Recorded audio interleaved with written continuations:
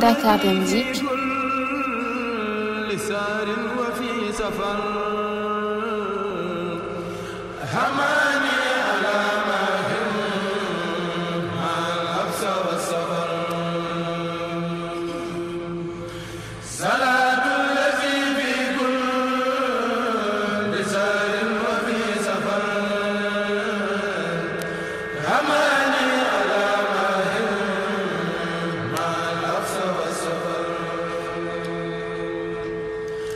asalaamaaleykum mbokk yi ñu ngi leen di dalal jàmm ci Dem Dikk TV seen web télé bi njëkk ci wàllu dem ak dikk fii ci Sénégal tey nag ñu leen di dalal ci seen plateau spécial Magalu Touba ñuy dalal tey nag ci suñu plateau ki nga xamante ne mooy le président de l'amicale des conducteurs bu Dakar Dem Dikk di monsieur Talibou Badji waaye tamit ñuy dalal monsieur Diop bi nga xamante ne moo représenté waa technique di dalal tamit monsieur Diémé bi représenté waa exploitation waaye tamit monsieur El Hadj Amadou Sarr bi nga xamante ne moo fi toogal commercial et marketing monsieur Talibou Badji ñu ngi lay nuyu di la bàyyi ka nañu nuyu. maa ngi leen di fay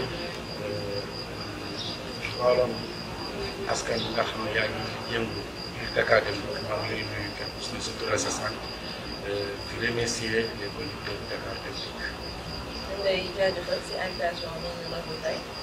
monsieur Diop ñu lay nuyu. waaw maa ngi lay fay soxna si di nuyu ñëpp di nuyu képp nga xam ne yaa ngi liggéey Dakar Dem Dikk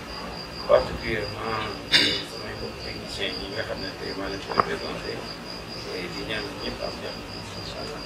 ñu ngi nuyu monsieur Diémé di la bàyyi nga nuyoo da nga xamante ne yaa fi teewal waa exploitation. maa ngi leen di fay ñenn ñëpp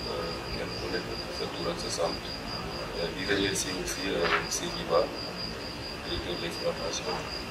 man je moom porte choix am si man ma ñu représenté waa exploitation. effectivement tonton El Hadj Amadou Sarr bàyyi la nga nuyoo. salaamaaleykum Maraka ñu ngi leen di ziar ñu bokkal plateau bi di rafetlu lii nag mu nekk une première donc ñu jógee ko ñëw na war a waxtaan si li nga xam ni Dem Dikk organ la donc tamit maa ngi ñëw au nom donc direction commerciale marketing dirigé par di ma koy nuyu au passage donc tamit di leen sargal sa yaakaar naa émission bi daan incha allah donc émission bi nag tey ñuy def spécial débriefing ci xew-xew boobu nga xamante ne moo xewoon Touba muy màggal boobu donc suñu ñëwee ci monsieur Talibou Badji monsieur Talibou Badji lan moo nekkoon seen taxawaay si màggal. taxawaay bi mooy li ñu yàgg a taxaw xam nga Dakar Dem Dikk moo mel askan bi la comme ni nga ko waxee donc yàlla dogalee tey fu mu toll nii ki nga xam ne mooy le président de la République du Sénégal mu am yaakaar ngay jox ki nga xam ne moom mooy le directeur ñu ngi koy dalal jàmm yàlla yéen mu koy def lool si kawam mu jox ko parce que ñu fekk si moment bi nga xam ne kër gi dafa am difficulté mais bu mu ñëwee fexe na ba li ñu daan def bu ñu deful lu ko raw méngoo na ak moom donc ñu ngi koy remercier sant koy bu baax ak suñu directeur exploitation suñu directeur technique ñi nga xam ne ak suñu directeur tamit Sénégal Dem Dikk ñi nga xam ne mbir mi bu mu amee ba léegi dañoo laxasaayoo nekk ay Baay Faal góorgóorlu ba si askan yi mën a yëg seen bopp si wàllum dem ak dikk donc vraiment maa ngi am mbégte si loolu mais beneen bu ma si wax mooy ñun suñu matuwaay def nañ ko defaat nañ ko parce que ñun si def lañu nekk xam nga yàlla daf ñu dimbale daaw dañ demoon ak jàmm tey soit ak jàmm tey le président de la République du Sénégal ñëw taxaw ak ñun wax suñu kilifa ne mbooloom conducteur bu Dakar Dem Dikk dem leen félicité jox naa leen vraiment njukkal si taxawaay bu ñu taxaw ñun kese Dakar Dem Dikk ñoo dem def aller et retour amul accident donc bu ñu yàlla dimbalee ren aussi tamit ñi demaat def aller et retour am ñu accident Olof Ndiaye nag dafa wax ku def lu rëy am lu rëy kon ñu ngi déglu nag bi yoon le président de la République du Sénégal bëggewuñu pour mu waxee nga xam ne comme ni mu ko daan defee mais bëgg nañu ren yi jàkkaarloo ak moom comme li nga xam ne équipe du Sénégal bu daan football dafay ñëw jàkkaarloo ak ñoom jox leen ay raaya li nga xam ne mooy suñu jàmbaar militaire yi suñu musaan dem xare bu ñu ñëw day ñëw jàkkaarloo ak ñoom jox leen seen raaya donc ren loolu la ñuy bëgg mu jàkkaarloo ak suñu directeur général ak suñu ministre de tutelle pour mu jàkkaarloo ak les conducteurs jox leen seen wàll. parce que ku def lu rëy am na solo. ñun ñoo dem def zéro askan. te it bu ñu fekkee ne que taxaw na ak ñun mu jox ñu lu ñu suñu gën mu jàppale suñu directeur général mu jàppale ñi nga xam ne aussi tamit ñoom ñooy suñu ministre ñu jàppale ñu. ñun mën nañu fexe ba jàkkaarloo ak suñu mbokki conducteurs yi nga xam ne que ñun ñu ñuy liggéeyee di dem sans accident yi am ñooñu ci tam dinañu dem di liggéey te accident du am zéro accident mooy am. effectivement day donc fekk su ñu ñu jàppale ñëwee sax ci côté accident boobu dañoo gis ni que da ngeen di faral di def ay campagnes de sensibilisation. jëm si màggal bi. waaw kon xam ndax ren jot ngeen ko def ak naka ngeen ko. waaw sant naa yàlla bu wér a wér parce que ren bu mu amee même bu fekkee ne mbir mi dafa jàpp. mais équipe communication muy Mendy maa ngi koy félicité ak taxawaay bu mu taxaw ren daf maa jàppale vraiment mu yónni ma équipe am ñu ñëw fekk si ma à 4 heures du matin lancement bu Wakaam def ma dajale conducteurs yëpp waxtaan ak ñoom xamal la ne yéenay dem waaye jàppale ne fu ngeen di jëm nii fu ngeen yàgg a dem la fu ngeen yàgg a xam la. li ñu daan def te yàlla di ñu may ndam nañ ko continuer si loolu ñu def sensibilisation def prévention routière ba nga xam ne que conducteurs yëpp déggal nañu ba kenn ku si ne dem nga si jàmm tel soit si jàmm zéro accident macha allah yàlla bu leen càttuku donc ñu remercier les conducteurs Dakar Dem Dikk. d'accord donc suñu ñëwee si yow monsieur Diémé donc yéen a yore exploitation di gérer lépp loo xamante ne mooy bus yi war a dem Touba mais tamit également les chauffeurs yan dispositif ngeen teg ci magal bi. maa ngi leen di remercier d'abord yéen waa communication di leen féliciter par rapport à seen initiative bi c'est ça lu bees et encore une fois baax na trop. mais à chaque fois que ñu jógee si genre événement yi ñu toog waxtaan xool entre ñun lu baax jéem a rectifier donc loolu sànq ñu wax exploitation daanaka c'est vrai que dañuy liggéey de concert avec yéen toute direction waa commerciale ak waa technique ça mais donc suñu liggéey bi je pense que sama début à la fin fii waa bi ak dem comme ni ko Cheikh wax léegi aussi maa ngi koy gërëm bu baax ma aidé beaucoup si liggéey parce que c'est pas facile de gérer un conducteur mais moom chaque fois fépp bu ma nekk rek di taxaw sama ginnaaw sensibiliser conducteurs yi surtout par rapport mooy activité ak yooyu ça parce que man proprement dañu suñu liggéey bi mooy lancer ak suivi. waaw pour rappel gàmmu bi c'est pas la première fois Dakar Dem Dikk accompagné muy pèlerin yi événement yi chaque fois ñu fait mais cette année en particularité parce que voilà comme ni ko waxee les conditions c'était un peu difficile mais comme on avait l'habitude on a chaque fois l'habitude d'accompagner mooy les pèlerins genre événement on était obligé de le faire mais yàlla moom mooy def lépp defal ci sutura ak jàmm ak jàmm. effectivement su ma mënee xam ñaata bus ngeen déployé. très bien ngir mu dem Magal. très bien pour rappel c'est une très belle question daaw nous déployons plus de 300 véhicules plus cette année compte tenu du parc boo xamante ne parc bi c'est yàlla des parc bi demeewul noonu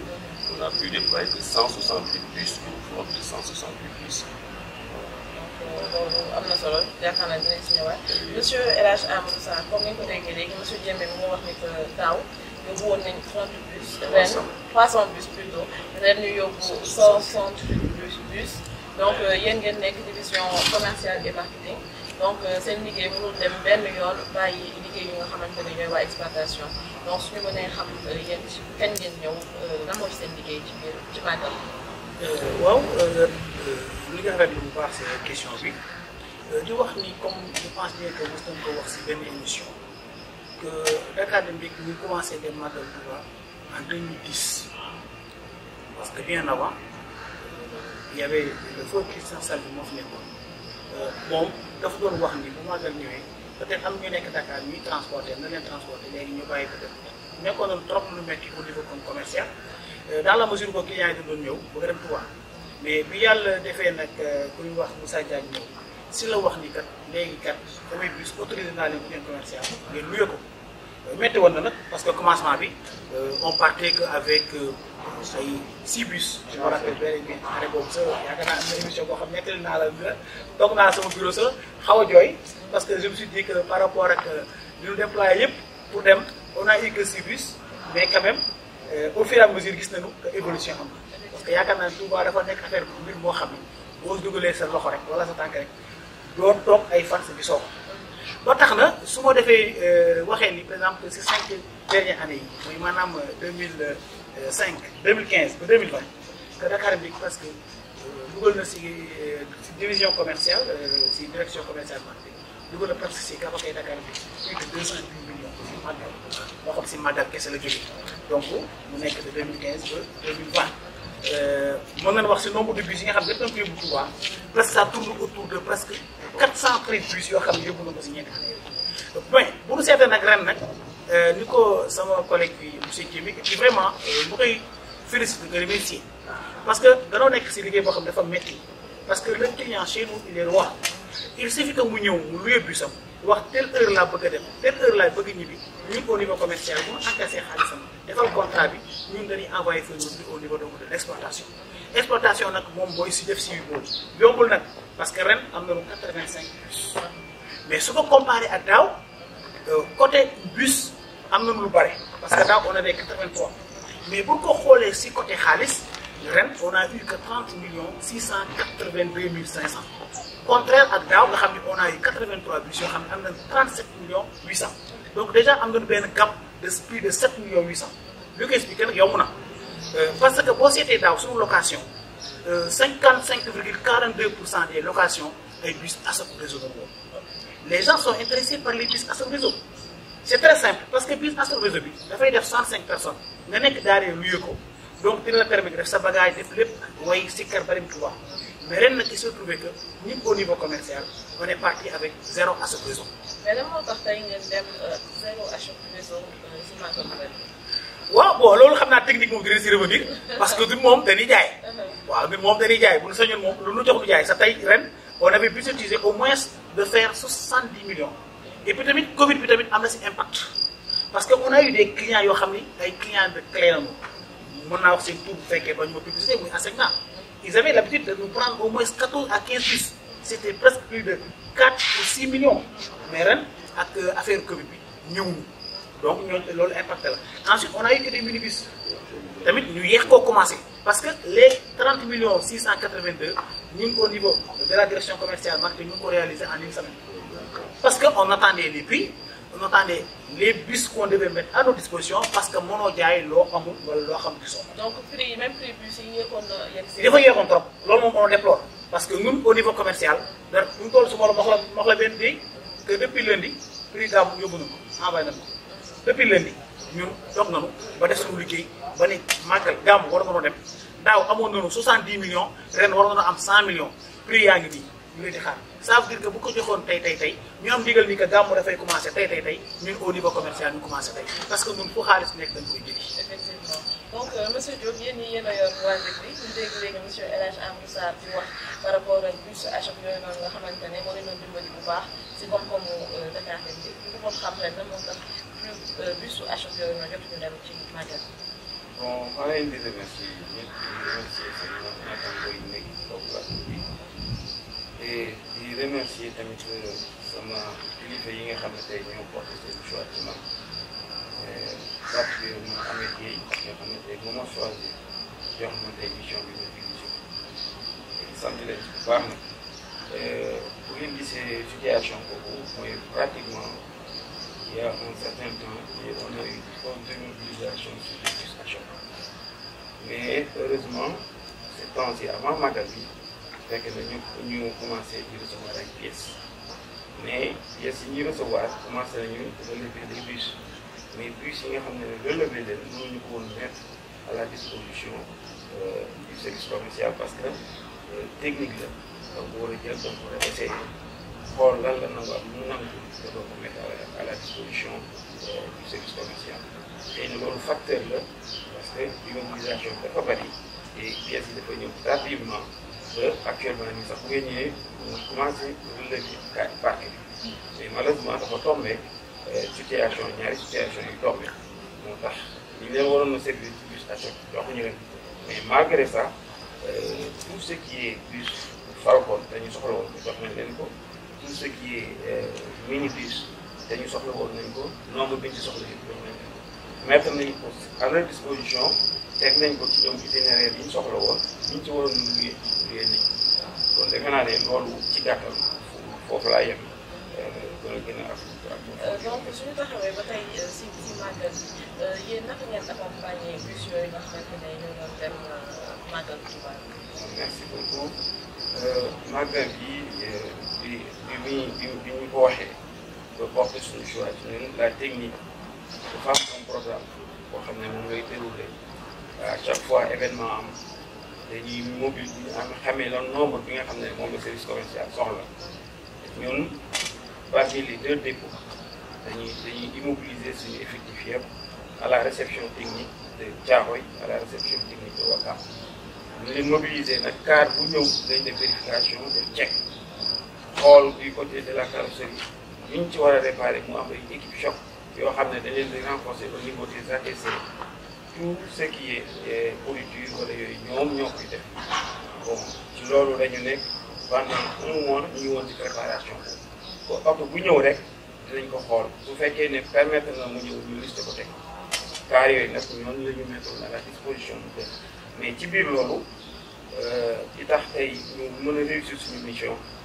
mooy suñu collaborateurs yi mooy exploitation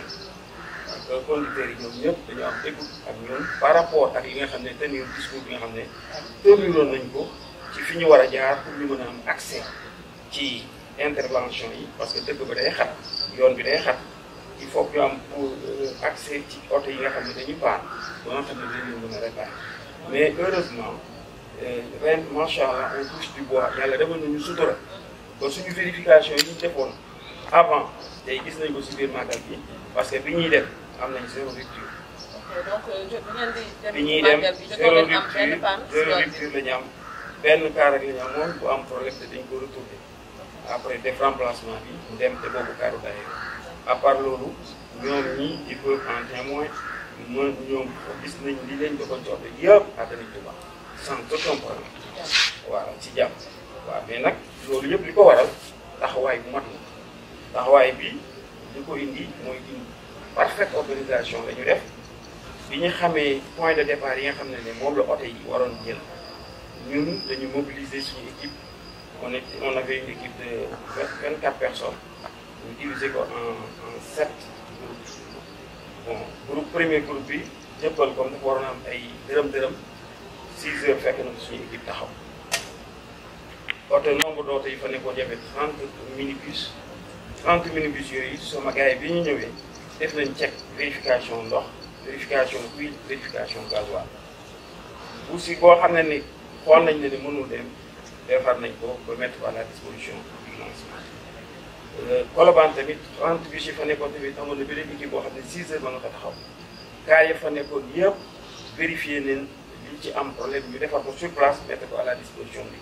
ainsi que Guédiawaye y avait 40 bus yoo xam ne tamit y avait une équipe bu toog foofu nekk fa di def vérification. donc bus yëpp ñu jot a dem yëpp jël seen i mesures. waaw jël suñu mesures yëpp ba nga xam ne disposition bu ñu war a jël nañ ko pour ba ay éventuel panne ci yoon bi bañ a am te loolu sauvé nañu ren sauvé nañu ba tey bi ñuy dem on a accompagné tous les bus ba ñu dem ñu ñëw mucc ñu ngi fi quitté vers 18 heures topp si ginnaaw amul benn car bu ñu bàyyi si ginnaaw. kon loolu maa ngi remercier vraiment tous les braves techniciens yi nga xam ne ñoo attelé wu di ci jàpp corps et âme du plus grand au plus petit ñoom ñëpp ñu attelé wu malgré moyens yi ñu waroon jox yëpp matewul parce que affaire dafa gàtt mais li ñuy jot a jox fexe nañu ba régler ci situation ba nga xam ne même carburant bi nga xam ne dañ ko yóbbaale woon pour éventuelle rupture bi ñuy eggee sol nañu oto yi nga xam ne ñoo jógoon Touba yëpp ba bi ñuy retourné tamit amul benn rupture kon je tire chapeau à la direction technique et à tous les agents yi nga xam ne vraiment ñoo fa nekkoon pendant les 3 jours yëpp di vérifier oto yi au retour parce que affaire bi c'est avant et après et pendant parce que la technique c'est avant la préparation pendant le magal et après. effectivement loolu sax xam naa ne dinañ si ñëwaat. monsieur Badji bu ñu dellu si yow donc ñu gis ni que magal bi am na ci fànn bu am solo mais ñu ko xam ne seen collaborateur yi ngeen di faral di yëngal si période magal bi. waaw li ma daan bokkandoo ci liggéey ñun toujours l'amicale des producteurs dañuy liggéeyandoo ak d'abord ñi nga xam ne ñoom ñooy suñu directeur exploitation ak suñu directeur technique parce que damay dem toog ak ki nga xam ne moom mooy le directeur technique maa ngi koy remercier au passage comme sama mbokk bi lu mu ko waxee ñu liggéey si liggéey boo xam ne bu mucc ayib la technique suñu waxee Dakar Dem Dikk tumu Dakar Dem Dikk mooy technique ñoo soog a war a ñëw nag si xol bi muy conducteur donc bus bi moo tax ñu wax Dakar Dem Dikk mais bus bi ñu koy doxal dëgg mooy le technicien ak le conducteur donc ñooñu ñoo xam ne ay éléments yi nga xam ne que dañoo fragile donc éléments yooyu il faut ñi am moyen lu ñuy liggéey muy benn tey ki wax conducteur exploitation ngay wax parce que boo xoolee tey ñoom ñaar ñooñu ñi si gën a néewle si wàllum jumtukaay liggéeykaay ñoom ñoo si gën a néewle si loolu. muy exploitation muy exploitation su ñu taxawee tuuti si technique bi. est-ce que ba tey ci sensibilisation bi ndax dox ngeen à ce que conducteur yi nga xamante ne ñoom ñoo war a dem Touba ñu gën a bàyyi xel ci sàmmelu bus bi si yoon bi parce que Touba ñu xam nañu fi yëpp. waaw bien sûr loolu moo tax man ñi def loolu man depuis magal des 15 jours maa ngi commencé def communication parce que damay ñëw directement toog ak le directeur technique waxtaan ak ñoom dem di waxtaan ak ki nga xam ne moo topp si directeur technique dem di waxtaan ak ñoom Mohamed ñoom Abdou Gueye damay waxtaan ak ñoom ñu may jox ay information yi ñu may wax damay ñëwaat dem toog ak ñi nga xam ne ñoom ñooy waa exploitation di waxtaan ak ñoom suñ ma joxee information yi ñu may jox si laay soog a mën a génn nag pour dem jàkkaarloo ak samay mbokk conducteurs yi parce que li njig yaaga nag conducteurs yi la donc soog a dem waxtaan ak ñoom damay dem gare par gare su ma xëyee 4 heures du matin damay liggéey ba wàcc des fois parce que si taf-taf yi laay dem su ma wàccee bu fekkee ne dinaa jóg rek continuer dem directement si gare yi gare bu ma dem dinaa doon toog waxtaan ak conducteurs yi attention ñi ngi war a jëm fi nga xam ne moom mooy magal nag ñun chauffeur bu nekk dafay dem mais jàppale na ñun duñu ay chauffeur duñu ay conducteur lañu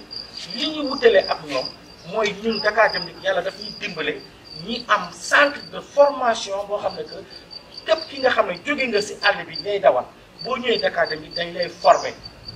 jëlaat la si yow dugalaat si yow si loo xam ne que lu am solo la day tax na yow di nga am kersa pour def ay naka sul du noonu loolu moo ñu may sens yàlla dimbali nag ñi am ñu mel ni yéen ñi nga xam ne aussi tamit dañ wax dëgg yàlla lii dama bëgg mu sax parce que lii il faut que mu continuer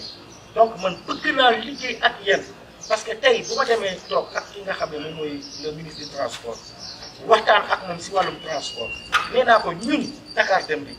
tey bu fekkee ne que transport bi da ngeen ñu ko dooleel wax ma la askan du am mais pour ngeen dégg askan dina jafe parce que li tax pour ngeen dégg askan dina jafe mooy jël leen daaw bu ngeen xamee ne da ngeen ñuy félicité ñun Dakar Dem Dikk le président de la république mu félicité ñun conducteurs yi pourtant ñun ak ñële benn lañu mais dafa am fu ñu wutalee mooy ñun dañoo jaar ci formation jël leen Dakar Dem Dikk ngeen ubbi ay centre de formation région bu nekk ñu jàpp conducteurs yi tàggat leen actuellement fu mu toll sax dem naa boo ma waxtaan naa ak ki nga xam ne mooy directeur bu fa nekk ak responsable conducteurs yi fa nekk dama bëgg a am ak ñoom partenariat parce que ñun bëggatuñu yem biir Dakar Dem Dikk. mais laataa ngay dugg ci partenariat boobu nga yaakaar ni que jotul tey booy def sa sensibilisation tey nga ànd ak benn ndaw bu nekk exploitation kenn bu nekk technique ak keneen koo xamante ne mu centre de formation ngir sensibilisation bi gën a jëm kanam. waaw effectivement loolu dëgg la sax dinañ ko def dinañ def loolu mais la plupart des fois suñ koy def dama daan ànd ak waa technique exploitation. ànd ak waa contentieux ñi daan def loolu mais technique daanu si bokk mais maa ngi préparé benn genre prévention bu boo xam ne que waa techniciens yi dinañu ñëw ak exploitation ak waa commercial invité gendarmerie sapeur pompier invité aussi ñi nga xam ne aussi moom muy suñu ministre du tutelle ministre du transport ministre intérieur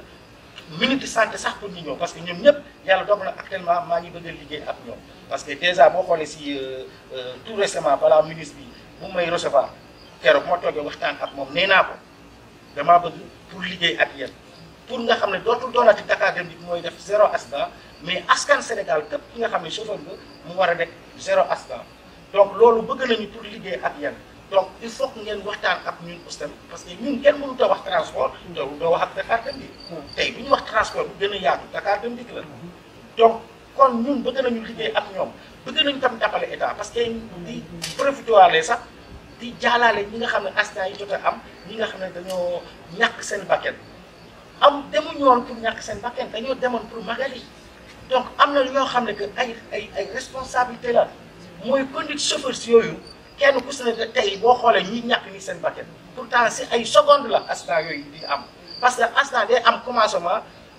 nga évaluer ko ak bu amee ba pare nga évaluer matériel bi d' abord mais bakkan yi d' abord yi rot ba pare ñooñu kenn ku si ne yaa ngi yor sa njaboot ñi dem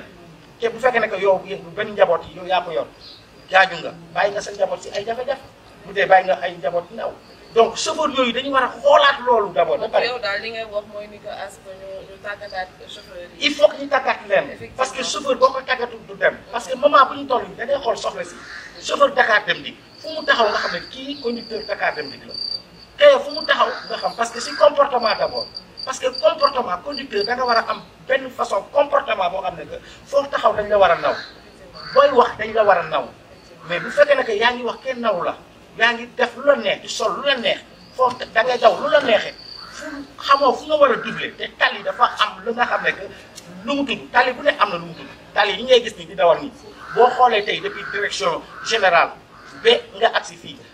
tali bi wax na la lu ma tudd tableau yi wax na la bii tableau nii laa tudd donc yooyu yëpp dafay am loo xam ne que si code de la route la donc su fekkee ne que yow respecté woo tali bi lu mu tudd respecté woo tableau yi lu mu tudd mais si ay jëye rek ngay ne parce que yaa ngi profité pour dem wàccee ñii bëgg a dellusiwaat encore pour jëlaat ñeneen encore pour nga yóbbu donc loolu yu si accident yi si ëpp si yooyu lay nekk mais xoolal kon Dakar Dem Dikk ñoo leen ëpp ay conducteurs 1000 et quelques conducteurs ñoo nekk Dakar Dem Dikk di fay liggéey effectivement dinañ si xam naa dinañ si ñëwaat sax monsieur Diémé suñu taxawee tey ci accident yi nga xamante ne monsieur télévision Bachir lu koy wax yeneen mooy seen taxawaay ci accident bu amee si màggal bi parce que tey ba tey dem ci màggal bi donc accident bi loolu yëpp c'est vrai que am na benn suñu yenn collègues yoo xamante ne certainement ñoom ñuy gérer loolu waa service contentieux mais waa service contentieux balaa ñu ñoo leen di informer à chaque fois quand information si li ñuy jógee parce que man may piloté loolu yëpp may encadré loolu yëpp du début à la fin donc à chaque fois quand il y a un accident je prends la peine d'informer le service contentieux et comme déplacé wu dem sur place gérer wu responsable yooyu yëpp mais comme affaire wu magal la donc ñoom ñu ko constaté mais s'il s'agit de remplacer le véhicule par exemple bus location ak yooyu pour que man bu ñu leen di seen pare même cas bi su defee choc ñoom ñooñu yëpp pour respecter contrat bi remplacer le véhicule transporté ko heureusement cette fois-ci on n'a pas enregistré d'accident avec location d'accident mais bu ngeen enregistré accident ci bureau magal bi naka lay demee dañuy di jëlee bus Dakar mu dem ba gox bi mu nekk. très bien effectivement parce que comme ñu fii moo ñu réserve yi fii kese la ñu nekk donc ñu ngi jël ci benn bus dawloo ko au pied départ avec dem remplacer ci bus bi. mais est-ce que amul si dëkk yi comme Sénégal dañu ngi fépp biir Sénégal ndax c'est pas possible que tey accident bu amee ñu xool fu gën a jege gox boobu loolu déployer bus. c'est ça dans le cadre de la collaboration je pense que c'est quelque chose boo xamante ne mën nañu ko envisager je pense que c'est plus facile par exemple Sénégal Dem Dikk muy Thiès Kaolack ak yooyu dans le cadre dans le cadre de la collaboration je pense que lu nekk voilà lu nekk c'est une chose boo xamante ne mën nañu ko envisager moo gën a jël ci benn car pour téeroo ko muy lakkoon carburant loolu yëpp temps d'attente bi client yi war a def fële donc je pense que jël benn bus Sénégal Dem Dikk boo xamante ne muy Thiès wala Kaolack gën a jege voilà lieu gën bi a jege accident bi am accident wala bi remplacer rapidement bi continuer tourisme. Je pense que c'est une suggestion qu'on pourra prendre en compte prochainement. incha allah donc bu ñu mënee tamit ñëw ci site de départ yi nga xamante ne moom ngeen faral di am fii ci Dakar. Voilà, juste avant de répondre à cette question là, pour répondre à cette benn précision xam nga sànq parce que c'est important pour ñoo xamante ni ñu suivre monsieur Sarr wax na fi sànq 85 véhicules mais 85 véhicules pour la précision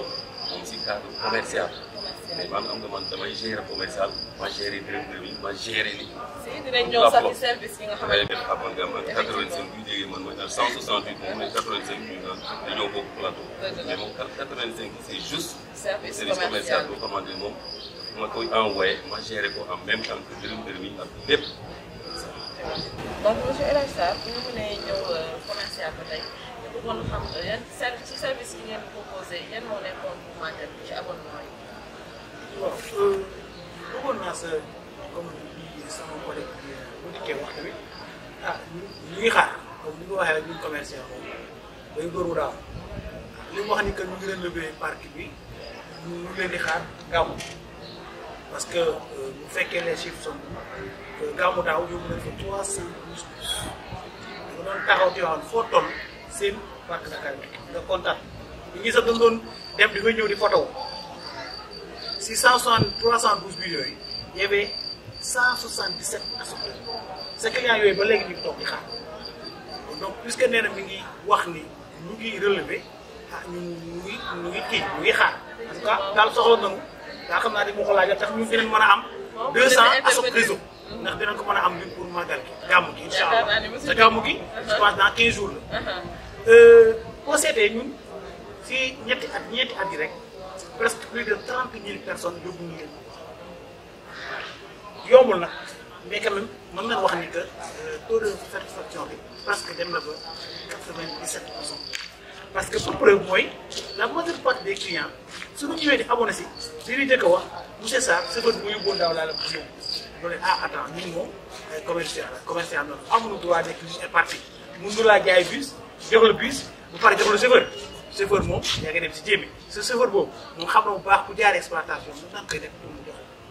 donc loolu day wane tamit chauffeur yi tamit vraiment ñu ngi def liggéey bu rafet parce que sérieusement que 95% des gens pour ñu ñëwee rek dañuy soxla chauffeur bi ñu yóbbuwoon daaw dafa baaxoon mën doon jàppale chauffeur bu yóbbuwoon mais tamit nag par rapport ak discipline bi nga xamante ne moom la ñuy dawalee exactement sa boo seetee lu tax mu yóbbu plus de 30 000 personnes yooyu Touba nit ñi doonoo gëm Dakar ndax on touche du bois dem na ba ñëw avec plus de 160 000 bus zéro accident comme ça veut dire que am na ñoo xam ne nii xam nañ li ñuy def xam na lu jëm kon donc xëy na loolu ensuite tamit damay léeg-léeg tamit parce que suñuy jaay ndax soo demee ba luy ay 312 bus di nga poser question lu tax nit ñi ñëw si yow c'est pourtant defoo communication vers ñoom mais bu la laajee voilà bu la waxee exactement satisfaction bi voilà satisfaction bi danaan ok mais tam danaan la bus dem di soo ko jëlee 7 heures il est là nga war a ñibbisi lu mel ni Tivaouane wala Magal nga xam ñëpp dañuy bëgg a ñibbisi 8 heures le bus est là. mais nag am na tamit ñi nga xamante ne. maa ngi ñëw parce que tamit tey bu tamit foog ma laal ko sama waa tamit foog ma laal ko. am na ñoo foog ma laal ko tamit non foog ma laal ko non foog ma laal ko parce que comme suñu client da leen suivre mais suñu comparé année yee passé ak ren xëy na tamit aussi le fait que le moyen de nombre de bus yónnee si ko mu recevait beaucoup d'appels dañ doon woo dama doon nuyu pour le Mohamed Gueye Seck parce que dafa mujj ñëpp di fay seen téléphone des man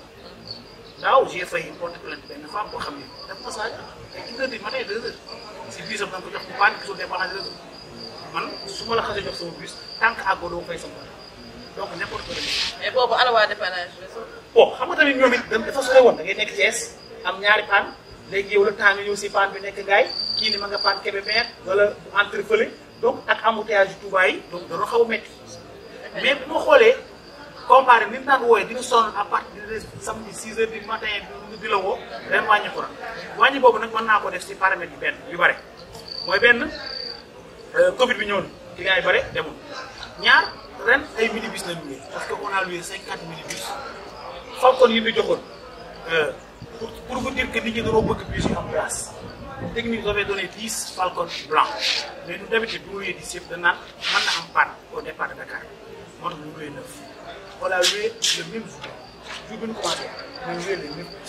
les bus jaunes mooy Falcon jaune yi on nous avait donné 17 le même jour on a joué les 16 bàyyi benn bi. am nañu ay clients yu mel ni mairie Guédiawaye nga xam ne ñoom depuis dem di ko commencé location seen maire nee na leen bu ngeen amul dem dikk man du ma yóbbu jël risque yóbbu benn nit parce que ay doomu jaawul laa fi jël yóbbu Touba wala Tivaouane moo tax ñooñu dañ leen di teg client privilégié. mais malgré tout def nañu suñuy effort ba en tout cas daal nombre de bus yi amoon mu nekkoon 81 daaw ren nekk na 85 ay nag koppar yi nag wàññi ko noonu waaye incha allah li ma dëkk wax nii rassurant na que Magamou incha allah on aura nos 200 bus comme ça incha allah. dañ ko bàyyi mu tontu si yaakaar naa ne dégg nga question wu monsieur Sarr surtout par rapport ak gàmmu gi nga xamante ne ñu ngi ñëw mu ngi laajte ndax bus yi ngeen wax surtout bus Achok yi nga xamante ne ñoom moom la ñu gën a soxla ndax dina disponible pour màggal bi ndax nee nañ 200 lañ soxla te yaakaar naa 200 du lim mu doon donc bëgg nañu xam ndax dina disponible. Merci beaucoup monsieur Sarr c'est rassurant ci kaw vraiment li nga wax. sa problème mu daaw ren wàññeeku bu baax a baax du point ci yow ak jéem même jéemee amul benn revendication bu mu def par rapport à la technique concernant les bus du Magal bon kon loolu dañ ko ci wax ñu ci sant yàlla bu baax ce qui est des achats mooy li ma ko wax rek nga nit li mu maanaam li sa ndugu toll rek li nga am rek loolu ngay liggéey marché tey moom gis na ko problème yi nga xam ne ñoo fi nekk mooy des difficultés financières moo fi nekk ci kër gi tey ñun ñëpp xam nañu te tey le gros socle c'est la technique te la technique demande excessivement de moyens et que man li may ñaan rek mooy la direction générale ñoom nañ porter seen combat à la direction générale. ñu mettre mais yaakaaroon ne combat bi. waaw non ñoom dañuy porter le combat à la direction générale. ñu mettre les moyens à la direction technique pour que ces bus puissent sortir. Parce qu'on a le moyen, les moyens de relever tout le parc du immeuble, mais il faut dans un délai, nous donner les moyens de nous. Voilà, parce que dans le monde dal ci magal a fait de hier nous commencer à relever, mais on n'avait pas le nombre exact pour nous les dire. Mais parce que c'est un combat commun. Non, mais actuellement, nous commençons, nous parlons. Je ne vais pas donner de nom. On a le pareil, Mingifi, que de Tchare, parce qu'il y a une équipe. À Tchare, il relève les bus à choc. À Wakar, il relève les bus à choc. Quand on a eu après, ils peuvent mettre les lignes d'agrément. Voilà, les lignes de contrôle, vérifier les floriers.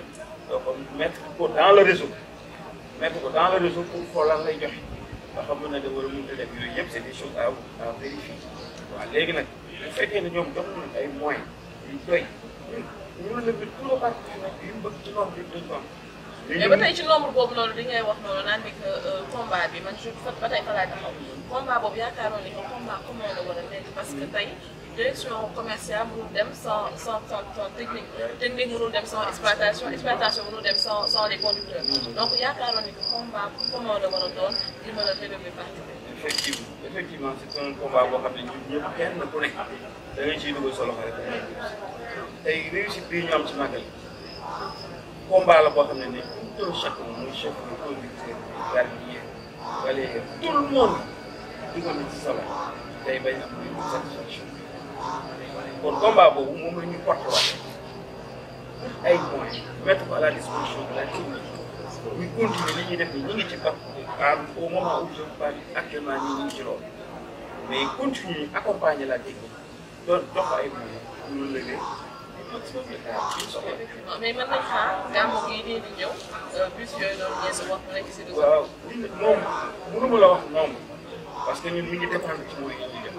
xam nga ci moyens yi ngay def ci ngay wax noonu mais actuellement nii ci li ñu yor yëpp le maximum de bus la ñu. mais commencé ngeen relever. commencé nañu relever actuellement avant la magal commencé nañu relever le parc actuellement nii au moment où je vous parle am na yoo xam ne pare nañu ko nekk à la disposition de la technique mais yóbbuwuñ ko ci magal bi dañ ko téye aussi bien à Ouakam aussi bien à Tchare yooyu yëpp préparé nañ leen ba tegee mais dañuy xaar ba kaar yi daje ñu am un programme bu ñu def. mais mais yan solution tey ngeen di teg tey xëy na amoo leen panne si yoon bi durant màggal bi mais yeneen màggal yi doon na am ay panne yoo xamante ne nit ñi comme ni nga ko waxee dañuy toog bi yàgg di xaar dépannage réseau tey yan jéem ngeen teg pour que ngeen indi solution si yooyu dépannage. effectivement merci ci question boobu sànq xaw naa ci dugg sax par rapport ak màggal boo def dañ ciy tiré ay conclusion si conclusion yi ngay tiré ci màggal bu daaw ak bu daaw bi ci ngay préparé sa màggal rek malgré xam nañ ne mooy bari dañoo assuré xool oto yi gën a baax pour vérifier les mettre à la disposition jalonné jël leen avant préparé leen avant pendant ci màggal bi fu site nekk boo xam ne car war na fa départ y avait une équipe technique bu nekk que ça soit muy Dëppal que ça soit muy Colobane que ça soit muy Guédiawaye foofu yëpp amoon na équipe technique ba nga xam ne ñoom car yi ñu leen jox yëpp amul benn bu ci am problème bon deuxième quatrième équipe bi ñu jël ko avancé ko mu dem ba Thiès pour yi nga xam ne bu ñu déparé bu ñu ñëwee ba diggante boobu xam nga tey mënoo nekk ba Thiès départ ko galion bi nekk fii ba nga jóge fii dem Thiès di départ ko mu nekk dañoo jëlaat beneen équipe teg ko Thiès taxaw ko di xaar pour car yi nga xam ne ñu ñoo nekk si diggante bi bu ñëw rek automatiquement ñu dépannage am foofu mais au fur et à mesure oto yi di avancé équipe bi nekkoon Thiès day avancé topp après dem ba ngaay nekk foofu beneen équipe bu nekkoon bu ñu déployé woon Dëppal ñu laajte ne Dëppal fan la affaire bi toll ñu ne wàññeeku na boobu départ dem Thiès taxaw foofu léegi entre Thiès Dakar am na dépannage bi fa nekk te Dakar à Ngaye am na bu fa nekk suñu demee au fur et à mesure di daaj jëmee ñaata nga mu ngeen dese fële suivant le nombre ci la ñuy avancé dinañuy avancé progressivement ci topp oto yi nga xam ne fu oto paan rek à la minute du suite dépannage bi noonu la ñu organisé ren ba macha allah on touche du bois yàlla dimbali ñu dafa ñu suñu ba amuñu benn monsieur Talibé Badji ñu ñëw ba tey ci question monsieur El Hadj Amadou Sarr chauffeur yi nga xamante ne ni ñuy taxaw client yu war a dem nekk ñu ci li nga xamante ne la départ di amee wala naka ngeen koy gérer. damaa jàpp ne man Dakar Dem Dikk laa am damaa jàpp ne war naa mën a fexe li ma mën a def Dakar Dem Dikk mu gën a avancé dama ko war a def man loolu moo tax foofu laa doon ñaaxee samay mbokk te it loolu la ñuy jàpp nañ ko dem nañu ba ñëw nañ si dem nañ si jàmm dellu si jàmm maintenant li ma bëggoon wax man tuuti mooy ñoom nga xam ne ñooy suñu kilifa di yéen olof ñun ay joolaa la mais yéen olof yéen wax ne def lu rëy am lu rëy am de ngeen wax ne lu yëngu lu ne lu ko yëngal moo ko ëpp doole kon waa suñu kilifa yi bu ñuy yëngal ba pare dañuy seetaan café boo si defee suukar ba pare nga def si suukar ba pare yëngaloo ko jëloo ko du nga yëngal ko du saf waaye soxna si. yëngal nañ ko parce que jox nañ leen seen i périm ak seen i yëpp. waaye déedéet xam nga soxna si waaw soxna si dinaa la expliquer leen benn biir. xam nga yaa ngi wax përcam. xam nga yaa ngi wax përcam ñaata lañ joxee përcam. ok ni ñu mënta joxe tamit yéen a ko nangu daal di dem ngeen. déedéet waaye xam nga lu tax doo ko def xam nga dem la de tey yow mii sa biir kër fu nga xëyee noonu bëri na lu nga xam ne que amuloo ko mataloo ko mais yaa ngi doxalee ak moom du caagi ne léegi mataloo ko wala sa jigéen jox na la dépense dépense bi motul léegi yow doo togg da ngay jéem a jël si li nga yor ngay jéem a taaba togg même doonte sëmb ñun loolu lañ def waaye du caagi ne lu ñu jox dafa baax soxna si xam nga ku toog depuis Dakar ba Touba nga xam ne que ak toogaay bi lu mu méttee ak dawal lu mu méttee concentration bu fa nekk nga dem àgg foofu ñi yëgati par exemple benn 30 000 ñu jox la wala ñu yëgati benn 20 000 ñu jox la kooku da nga ko def parce que sa fierté la rek waaye du doonu lu nga xam ne que loolu nga waroo. waaye laata xaalis boobu tamit seen liggéey la xanaa dañ leen fa déedéet boobu liggéey bi xam nga fu mu yem fii Dakar amul boo chauffeur bu war a génn da nga koy defar organisation boobu dafa war a am lu muy tegu dafa war a am ay chiffres fu muy tegu. mais fay nañ leen motul loolu. ñun dañuy ñamal loolu waxuma la ñamal de dama ne ndax fay nañ leen ko seen périm ndax fay ñamal nañu ko am na ñu nga xam ne sax bu ñu àggee sax Touba fii lañ koy jëlee parce que mais ba tey am na ba tey jël ngeen seen périm normal mais gis non jëluñu pour jël normal déggoo li ma la wax dama la ne dañ leen compal ñu compal tey nag compal lañuy wax ne ñoom suñu kilifa yi bu ëllëgatee ku def lu rëy mu am lu rëy nañ ñuy defar dogal dafa métti soxna si. dogal dafa métti techniciens yi maa ngi romb kees fekk leen ñu ngi toog ñoom techniciens yi si àll bi parce que man maa mujjee départ man aussi tamit man je suis le président des conducteurs du ma jiitu gis nga keroog 3 heures du matin ñu ngi dépôt bu Wakam ba 4 heures chauffeur si ñëw ma wax ak chauffeur si ba pare ma demaat jëppal waxaa ak ñoom ba pare damaa dem géejuwaay jógee géejuwaay ma ñëw parcelle terminus 23 bi xam nga ban heure laa fi départ 15 heures boole si nag képp ki nga xam ne que téye nañu sa permis si àll bi surveillance de réseau yi ngeen di ko jox leen dinañ ñëw récupérer seen permis mais yàlla dimbali na ni rek ñuy demee presque 10 permis rek dañuy récupérer te yooyu sant yàlla la daaw lu ko ëppoon la woon ren 10 la te yooyu jox nañ leen seen ay borom. wax nañ sax ni que da ngay bokk bu baax si jàppale googu pour récupérer permis. mais parce que il faut que ñu def ko parce que mbooloo fu mu nekk dafay am yoo xam ne day am liy débordé donc liy débordé da nga koy jëlaat encore dugalaat ko si ligne bi loolu la parce que même mbooloo bi fi ni ñu toogee nii bu yàggee day am loo xam ne da ngay débordé mais bu débordé da nga koy jëlaat teg ko si raay bi. effectivement si loolu sax régie fekkee ni que élément bi pare na muy départ boobu nga xamante ne jotoon nañ ko jël ak yow si dépôt bu mel moom suñu dugal ko te leen soit ci plateau di fadale suñu coloré suñu diggante ak yéen bëgg a ñëw waxtaan ak yéen si mbirum li ngeen xam ne moom mooy Magal Touba xam nga ne at bu jot nii lañ ko daan defee muy ñëw waxtaan ak yéen ren li ñu bëggoon pour waxtaan ak yéen moo di dawal nawet ak dawal noor xam ngeen ne bokkul te xam ngeen ne Touba bëri na ndox kon loolu la ñu bëggoon ne mboolam conducteur bu nga xam ne yaa ngi dem di Magal Touba fépp fu nga xam ne yaa ngi fay dugal oto bi si koñ yi moytu leen di dugal fu nga xam ne peut-être boo fa duggee oto bi di nga am li nga xam ne peut-être nga foncé ñaareel bi mooy gis ngeen ne tali bi dafa tooy te xam ngeen ne tali gasoil bi ak huile bi nga xam ne day toog si tali bi il faut que mu ratax kon loolu yëpp kenn ku si ne ñu ngi la si jéem a ñaax deuxième point bi mooy xam ngeen ne ak tout moment saa yi ñuy dem Magal Touba yoon kees la ñuy jël boo demee ba kees nga jël corniche bi parce que day am ay contrôleurs yi nga xam ne que dañuy contrôler bus yi si àll bi muy car famille muy koo xam ne da nga am luwaas kon loolu it bàyyi leen xel képp ki nga xam ne yaa ngi yor car jàppal ne numéro bus bi bind nañu numéro bus bi jox ko ki nga xam ne moom mooy chef contrôleur yi donc les contrôleurs bu ñu contrôler ba gis ñu numéro boobu dinañu xam ne si saa si ne yow bus bi jaarul ñoom fu mu war a jaar te bu boobaa di nga am demande d'explication parce que nag ay nit bu ñu nekkee nañu waxante dëgg bu ñu leen jaar leen nii jaar leen noonu parce que da ngeen di sóoraale en cas bu fekkee nekk car bi dafa panne comme boobu ñu mun laa romb dépanner la kon nañu jaar nga xam ne da ngeen di dugg ngaay dem génn Pekes dem génn Cilima dem génn Daaru Moustik dem génn Touba chaque année noonu lañ daan jaarloo day am nag ñi nga xam ne que des fois dañuy jaar foo xam ne fu bokkul ak foofu ren nag dañoo toog def commission ki nga xam ne ñoom ñooy waa contrôleur yi ak waa exploitation ak waa technique waxtaan ne bus itinéraire yi yëpp benn itinéraire lay ne même famille bi benn itinéraire lay ne kon képp ki nga xam ne que yaa ngi départ di dem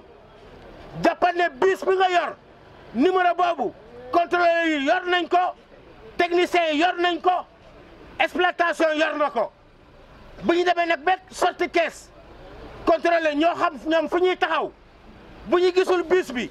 dinañu xam ne yow jaarloo si itinéraire bu ñu la wax te it loolu amul lay kon maa ngi wax tous les conducteurs Dakar Dem Dikk soyez prudents nañu ànd ak responsabilité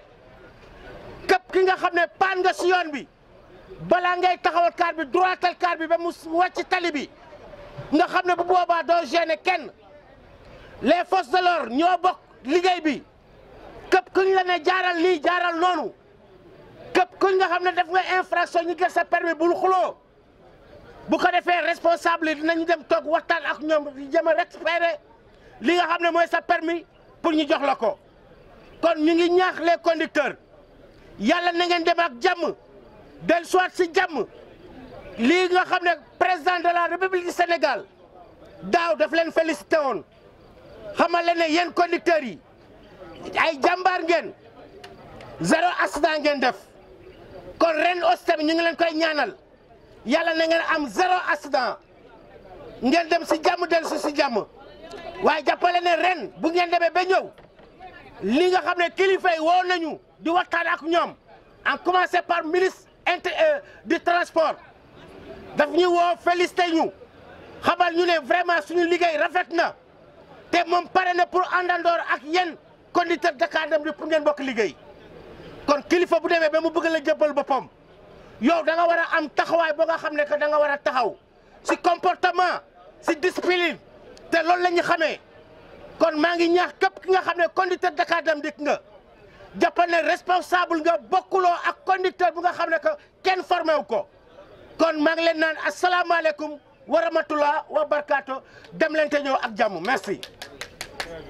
merci la régie pour élément boobu pour loolu mooy élément bi nga xamante ne ànd nañu moom ñëw si dépôt bu Mermoz soo si mënee ñëwaat brièvement rek su ko defee ñu jaay waaw damay sant yàlla si boobu sant leen yéen d'abord parce que moment bu ngeen dugg see Dakar Dem Dikk ba léegi Dakar Dem Dikk mu ngi tegu si yoon parce que kenn ku si ne dafay ragal même kilifa yi seen bopp kenn ku si ne dafay jéem a ragal tegu si loo xam ne lu teguwul parce que sinon ngeen wone ko da ngeen koy weer donc kenn ku si ne yaa ngi fu nekk non da ngeen koy weer parce que xam nga lu tax xam nga bu fekkee ne ko tey yow yaa ngi maa ngi toog man ak yow ma ne la non non weer bi moo nekk nii te man leer na ma lii du weer lii jant la da ngay wax da ngeen koy wane dama bëgg Dakar Dem Dikk kilifa yi nga xam ne que yàlla moo leen baaxee ñu nekk ay kilifa nañu ñoom aussi tam nañu seet seen bopp seen diggante ak seen borom du conducteur kese wala du technicien kese ñuy liggéey tout le monde képp ku ñu jël ku ne rek da nga war a liggéey te yàlla tax bu weer bi dee ñu jox la sa salaire parce que boo jotee sa salaire da ngay kaas kon boo jotee sa salaire da nga xam ne salaire bi nga jot nii da nga war a ñàkk si kër gi mais tey bu fekkee ne que yaa ngi bëgg daaneel kër gi dafa jaadu soxna si am na loo xam ne Dakar Dem Dikk il faut que ñu dëpp ko. xam naa ne dinañ si ñëw bu ñu taxawee ba tey ci thème màggal bi. voilà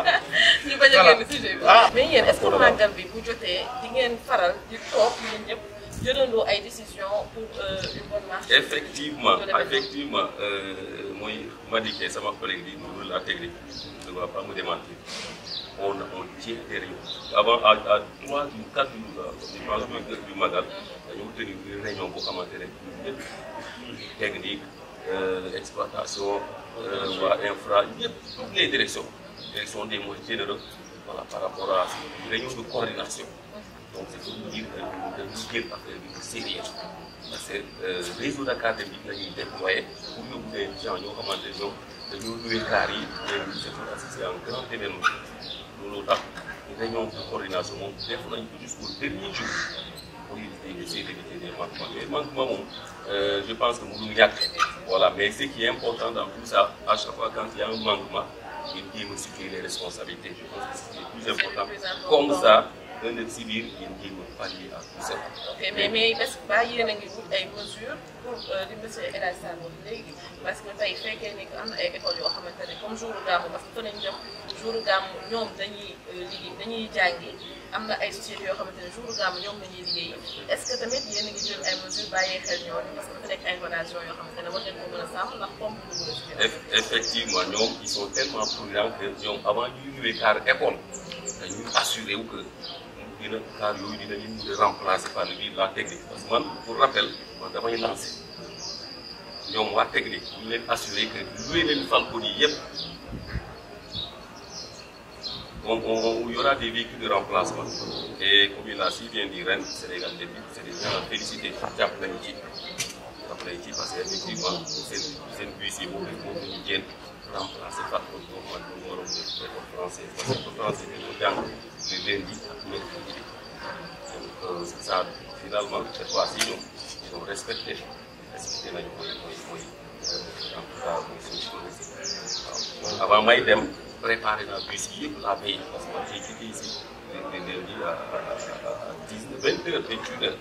fekk na ma rassemblé car yu war a remplacer école française yëpp may jiite. Donc cette fois-ci, cette année, franchement, espérons que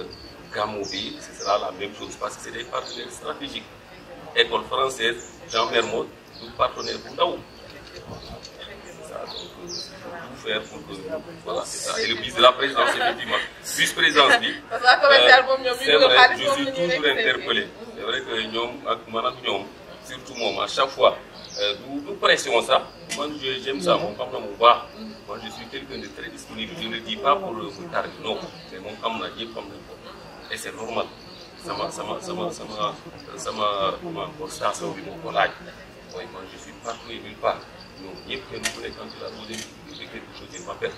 En maille centrale. Donc, moi, franchement, on a de très bons rapports. Nous collaborons de façon très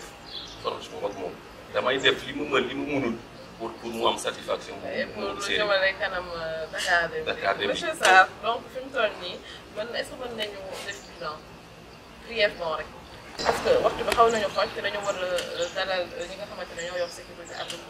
donc ñu bëggoon xam fekkee mën nañu def un bilan brièvement su ko defee ñu tàgg. waaw vraiment tamit vraiment émission bi moom gàtt na lool nga xam ne na trop comme ni ma ko waxee rek vraiment c'est une communication bi def liggéey bu rafet ñu leen di féliciter ñu leen gërëm si loolu ndax li dina permettre si suuf bi ñu wax parce que habitude dana def habitude bu ñu mosaan liggéey événement yi ñu def réunion rek bilan xool li baax ak li baaxul mais puisque ñoom wax nañ ko publiquement ñëpp du ko dégg ça veut dire que ñun li ñuy wax lépp teg nañ ko dëgg leer na lu si tamit gëm nañ ko leen mën a jàpp daal si màggalu ren def nañ ko si jàmm taux de ñi doon réclamé wu di wax ay chauffeurs yooyu mën nañ wax ni que ren presque daanaka amul taux bu faible la parce que satisfaction bi dem na presque ay 81-82% du sant ko yàlla li ñu regretté mooy que bus yi ñu amul vraiment mu nekk loo xam ne météo parce que suñu budget 2020 bi on avait dit que puisque daaw amoon nañu 37 millions ren on tablé sur 100 millions parce que am nañ client parce que daaw da doon luyee bay làq doon làqatu moo def amul bus bi làq di daw di wër gars yi di wër di fay suñu portable si loolu nag nan basé woon ni kat ren dinañ am 100 millions waaye yàlla def na ñu am 30 millions 682 mille ñu sante ko yàlla bu baax tamit parce que une location boo def si en moins de 4 jours parce que bi ñu démarré ak màggal gi une semaine la donc ñu jot see réunir loolu ba envoyé ko suñu supérieur yëpp nekk na lu rafet. bu paree ren sax di expliquer chiffres yi nii bëri na li ko war a mën a expliquer parce que benn ñu ngi ci période bi nga xamante ne période Covid la ñu bëri xëy na am na ñoo xamante ne jotuñu dem mais tamit dañu tolloon si relevé partie bi nga xamante ne waa technique indi na woon ñu centre ay leeral mais tamit par rapport ak location yeeg yooyu yëpp dafa nekk ay affaires yoo xamante ne ni nga xëy na décision yi dafa yéexoon a génn tamit ba war a tax. voilà donc loolu mooy lu ma confirmé au centre rek parce que am nañ client boo xam ne su ñëwoon rek donc on sera au moins à 94 bus ce li mu doon fay bu ñu ko doolee si lii rek presque dina am li ñu amoon daaw mooy client bi Covid bee tax na ñoom demuñu loolu recommandation yi def nag bu ñoo bëgg mooy que ñu mettre en place une commission chargée des événements des grands événements commission boobu am mu nekk commission boo xam ne bii le DG da koy bind wax ñii ñooy membre ñu toog man di travailler moo gën parce que bu fekkee ku ne dafay xaar parce que comme nii màggal gàmmu ñu defal nañ prix ñu ngi xaar kan lay xaar contrôle de gestion kan lay xaar EG kan lay xaar DG jour yi gën a dem alors que bu amoon benn commission boo xam dafa regroupé ñëpp ñun bu ñu toogee si benn séance rek mën mënoo xool li possible lépp si même kii bi def ko commission boobu tamit dina mën a permettre tamit mu xool ñiy dem ay wuti ay per diem parce que tamit ñun commercial dañuy liggéey xaalis mais tamit boo xoolee tamit paiement per diem yi dafa bare loolu tamit commission bi war na si mën a toog ñu xool na ñuy organiser parce que toog nañ foo xam ne nii actuellement gafakee Dakar Dem Dikk dañ see war a def mais génnee ko tamit war na ko mën a seetaat bu baax a baax a baax loolu xalaat nañ ko ensuite tamit pour gàmmu gi ñu bañ li ñu dooloon daal si daal que rafet loon daal que prix ñu jox ko le plus rapidement possible sinon vraiment tamit ñu ngi remercier collaboration bi ak exploitation parce que tamit ñu dafa benn instant boo xam muy bu xaalis bi xasee du ñu yónnee DFC jox ko facture yi jox ko chèque yi mu xool ni c'est ok ñu yónnee ko feuille de route ñu daanaka logiquement ñu bëgg lu sa client di woo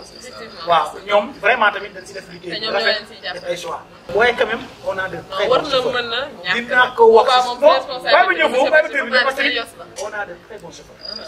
xam nga wax ko année bi ma jëkkee dawal fi lay jeex tëjee fi ma jëkkee dawal oto c'était en 2007 7 ba yoroon benn oto tata camionnette bu ndaw mosuma dawal boobu maa ngi doon Liberté 6 xëy nag taal ko quoi wala première laa dawale Liberté 6 ba dem ba Wakam ñaqalatooy xib bi ma assee yëri po sol da ko doon kii dëpp kii am naa taxaw sa biir bi waaw bi chauffeur bi yor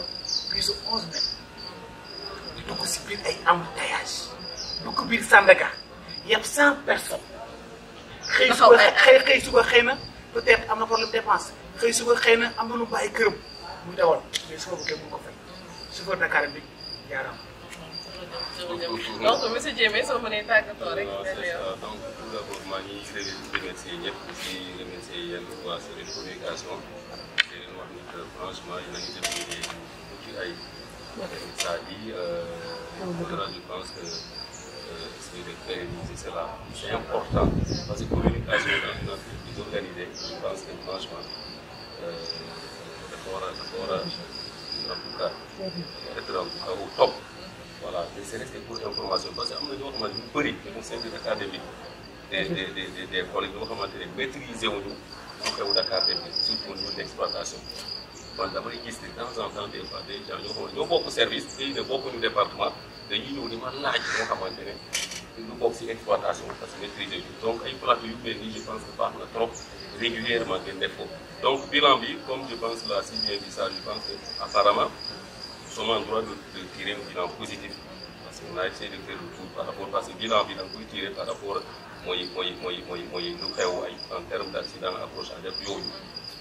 je pense que tout le monde a suivi ren franchement chapeau à tout le monde surtout à la technique et aussi à la sécurité ñoom Lamane ils nous ont accompagnés de A à Z donc franchement mention spéciale maa ngi gërëm aussi conducteurs yi yëpp parce que aussi su ma ko deful c'est moi qui les gère directement certainement mu ngi naan jéem a def na émission ba mu jeex gërëmul conducteurs yi dañ may sax mais damay fayir man donc ñoom ñu may jàppale bu baax te aussi am naa yaakaar si ñoom si gàmmu bi di ñëw incha allah ñu relever ensemble le défi. man li may tëjee mooy ministre du transport woo na ma ñu toog waxtaan mu am lu ma may nag parce que dañu waxoon ne Dakar Dem Dikk wala transport bi nañu toog nombre banc assise kese ñu kenn taxawal tey astu yi ñu ngi taxawal Dakar Dem Dikk ñu ngi taxawal taxi yi ñu ngi jël 5 personnes gannaaw yàlla ak yonent bi conducteur Dakar Dem Dikk moo tax loolu mu am même donte direction bind nañu demuñu waaye ñun bi ñu demee ba bind ko ba dem ñu recevoir ñu toog ak moom la ñuy wax ne may leen ma woo directeur ministre intérieur ak ministre santé parce que président de la république ñetti la ñuy boole pour ñi coordonner ñi àndandoo liggéey donc may leen ñu dinañ ko waxtaan ak moom pour mu may ñu ngeen jot a taxawal parce que li tax ñu demoon ñaan ko loolu c'est parce que Dakar Dem Dikk mu ngi gën a wàcc seen recette bu ñu demee loolu même pas une semaine la ma woo téléphone mu ne c'est accordé li ñu leen mayoon li ngeen doon ñaan si points yi bii accordé nañ ko des na nag ay points yu bare léegi nag muy benn maa ngi koy xamal ne li ma ko waxoon daaw li nga xam ne ko président de la république daf ñuy félicité ren bëgg nañu mu ñuy lëkkaloo ak ki nga xam ne mooy le directeur bu Dakar Dem Dikk pour président waxuma la daf ñuy félicité kese mais nañu recevoir les conducteurs Dakar Dem Dikk ñu dem toog jàkkaarloo ak moom ak suñu responsabilité yi mu félicité ñu jox ñu ay médailles comme ki nga xam ne que équipe Sénégal nu ñu koy joxee médaille lu muy joxee jàmbaari militaires yi médaille mu jox leen drapeau loolu la ñu bëgg a jàkkaarloo ak moom président de la république mu jox ñu suñu drapeau tamit ñi xam ne ñun ay jàmbaar lañu. ay jàmbaar lañu parce que ñoo fi def lu kenn def. nombre de bus yooyu loolu te benn accident amul. waaw beneen bi si topp beneen bi si topp moo di li ma ko waxoon ne su fekkee ne que jàppale na ñun Dakar Dem Dikk ñi àndandoon liggéey wax ma la accident du am waaye balaa mu koy dégg dina yàq c'est parce que Dakar Dem Dikk li tax ñu am doole bi parce que dañ leen former na jàppale Dakar Dem Dikk région bu nekk ñu ubbi fa centre de formation ñuy former conducteurs yi loo jàngul doo ko tari muy deuxième position beneen bi si topp mooy le directeur général bu Dakar Dem Dikk ku def lu rëy nga am lu rëy ñun Dakar Dem Dikk ñu ngi koy ñaan ngir yàlla ak unité bi surtout les conducteurs mu jàppale ñu surtout ancienneté nañ si jàppale bu baax dañ koy ñaan ñun amul lu ñu revendiquer ñun lu ñu wax ak moom rek dañ koy ñaan parce que suñu position mooy l'amicale des conducteurs Dakar Dem Dikk duñu révolter duñu am lu ñuy xëccu mais am nga droit nag ñaan kuy ñaan nag dañ lay may baa ñu bañ laa may ñu ngi koy ñaan mu seetaat si suñu corps bi surveillance de réseau mu jàppale ñu parce que mu ngi ñu si bëri dem nañu retraite te boobu léegi ñu ngi toog donc asalaamaaleykum wa rahmatulah wa barakaatu. waaw gannaaw suñu sant yàlla maa ngi remercier ñi ñu bokk plateau bi di rafetlu tamit seen communication yi nga xam ne c'est une première pour opportunité bi nga xam ne suñu njiit yi commencé ci directeur ak suñu staff tey may nañu opportunité ñu ñëw toog fii mën a dérouler suñu plan de travail def tiré suñu bilan bi magal vraiment on tire chapeau à nous ñi nga xam ne ñooñu koy te remercier en même temps suñu collaborateurs yi muy conducteur ñoom Jémé ak service commercial ñi nga xam ne tey ñoo def parfaite collaboration pour mën a am réussite bi yëpp d'autre part tamit ma remercier suma chef de mission ak Sakor Ndiaye moom ak tout son staff ñi nga xam ne tey ñoo aménagé tey effort yi yëpp def plan de travail redresser affaire yi ba tey affaire yi mën a jaar kon nag li may wax mooy ñun technicien on est là avant on est là pendant on est après kon loolu yombul kon maa ngi demander à la direction générale bu mettre les moyens qu'il faut à la direction technique soutenir leen ci kanam ak ci ginnaaw jàppale tamit xale yi nga xam ne ñoo nekk ci suuf di liggéey bi diis na liggéey bi metti na te les moyens ne suivent pas te fi ñu nekk yaakaar lu ñu fii te liggéey bi dafa diis te charge bi te yaakaar bi yëpp ci direction technique la ñu yaakaar te yaa ngi gis tey monsieur Sarr défi bi ma def tey mu ngi defee tegaat beneen défi pour gàmmu te loolu du ay waxi kese ay nit ñoo koy def te nit ñooñu di ko def balaa nga naan naam da nga fay nekk nit ñi nag war nañ leen taxaw jàppale leen ci seen i ay bëgg-bëgg ak seen i ay jumtuwaay yu liggéey ci ay matériel boo xam ne dañu liggéey gaa ñi am na luñ ci def mais kenn duñ ne lépp baax na mais nañ leen gën a accompagner gën a jàppale xale yi parce que liggéey bi tey bu ñu mënee am réussite rek ñoom ñoo si jàpp tey bu ñu seetaanoon ak manque de moyens yi ak difficulté yi fi nekk mais xooluñ si dara xooluñu ne per diem bi dafa tuuti xooluñu ne tey bu ñu leen neexoon ñu ne tey per diem bi dafa ndaw parce que ay techniciens lañ parce que ñun avant ñu ñuy préparé oto yi bu ñu demee chauffeur bi bu dawalee bañ accompagner ko mu dem pare na ci oto bi ñun ñooy taxawaat kon am nañ benn équipe bu nekk Touba kooku chauffeur bu ñëw mooy yor carnet laajte oto bi lan moo ci paan bu paanee mu gaare ko leen kon loolu yëpp équipe boobu bu ñëwee l'ensemble de ces réparations techniciens ñoo koy def ba pare sol carburant bi en même temps sur place ba benn car amul tey manque de gasoil ci amul rupture zéro rupture la ñu kon loolu su ko gars yi mënee def transporter presque 6000 litres de carburant la ñu transporter loolu ndawul une équipe oto bi nekk sous une chaleur accablante xale yi nekk fa di sol gasoil dawuñu raxuñu pendant 3 jours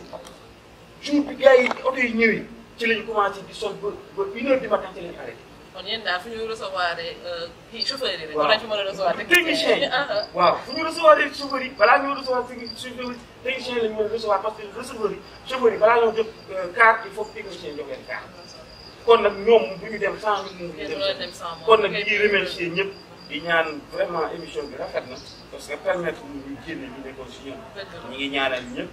jàmm di ñaan gàmm gii di ñëw yàlla na tàkk bii. incha allah sinon madame Ka yaakaar naa moom it fa muy daaneel tamit fa lay daanelee parce que tamit ñoom wax nañu waaye nit ñi nga xam ne nii lu mel ni toll ni par exemple 30 millions et poussière mu jaar suñuy loxo presque espèce pièce ñu koy compter di ko wàññi mu nekk bureau facturation mu nekk chef de location mu nekk chauffeur ba koy yóbbu yaakaar naa tamit nag ñee tam bu ñu amee per diem am leneen tamit ñooñu indi xaalis bi ñu jox pour jox per diem tamit wax na leen xalaat